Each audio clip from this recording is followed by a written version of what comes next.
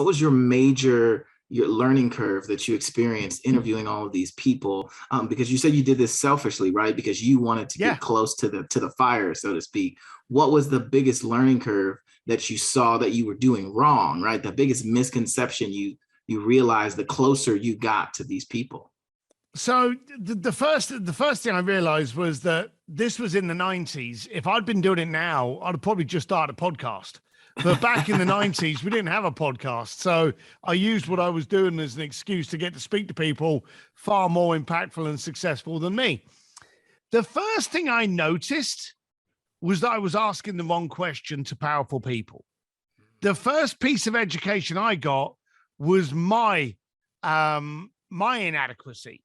You see, I was going out to powerful people going, hey, I hope you enjoyed what I did for you. And they'd be like, yeah, Steve, brilliant. Thanks for helping me out. And I'd be like, hey, I've got a question.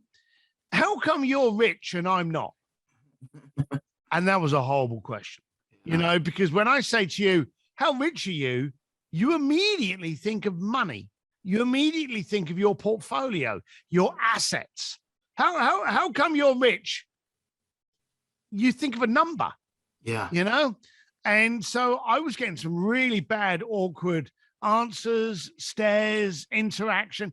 And I realized, hey, this is my fault. I'm asking the wrong question. It's not that I'm asking a question, but I'm asking the wrong one. So my first piece of education was, if you don't like the answer, you're probably asking the wrong question. So I tweaked it. And I thought, instead of asking, how come you're rich? I'm going to ask, how come you're wealthy? That's a better question. So I would ask people, hey, how come you're wealthy and I'm not?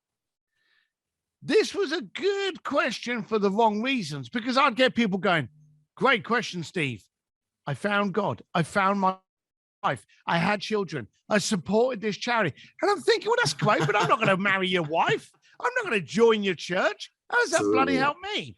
So there were a lot of answers I was getting that I couldn't actually do anything about. You know, I couldn't activate. So then the third question I asked was, how come you're successful and I'm not? And that got me the answers. People talked about how they valued time, how they valued relationships, how they looked at opportunity, how they handled people.